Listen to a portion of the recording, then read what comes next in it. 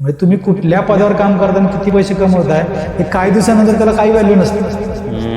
तुमच्या दृष्टीनं असतं की हा माणूस बाबा मॅनेजर आहे किंवा हा माणूस कलेक्टर आहे आणि 2 लाख रुपये कमवतो, तो त्याच्या आयुष्यात समाधानी नसतो.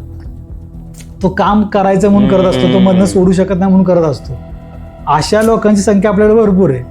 बिझनेस केला म्हणजे बरोबर आहे किंवा बिझनेस चुकीचा आहे, नोकरीच बरोबर आहे, असं काही नाहीये. तुम्हाला जी गोष्ट सॅटिस्फॅक्शन देते, तुमचा इंटरेस्ट त्यामध्ये आहे, तुम्ही तुमचा 100% ज्याच्यामध्ये देता आणि ते करून तुम्हाला समाधान मिळतं. ह्या गोष्टी कुठल्या ते तुम्ही ठरवायच्या. काही लोकांच्या आयुष्यामध्ये अशा प्रकारच्या परिस्थिती होतात आणि त्यांना असं कुठेतरी वाटत असतं की मला करायचं वेगळं, पण परिस्थिती अशी नाही की मी वेगळं काय करू शकतो. नुसतं वाटणं म्हणजे पॅशन नसतं. साईड बाय साईड तुमचं पॅशनसाठी तुम्ही थोडंफार वेळ दिला पाहिजे. ओके.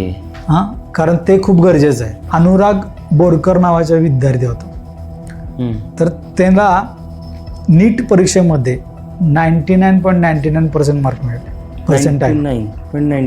9% नीटमध्ये मिळाले. ओके. आणि तो महाराष्ट्रातला टॉपर होता. त्याला गोरखपूरचं मेडिकल कॉलेज पण मिळालं. आता तो दुसऱ्या दिवशी कॉलेजला जाणार होता, तर आदल्या दिवशी त्या मुलाने आत्महत्या केली.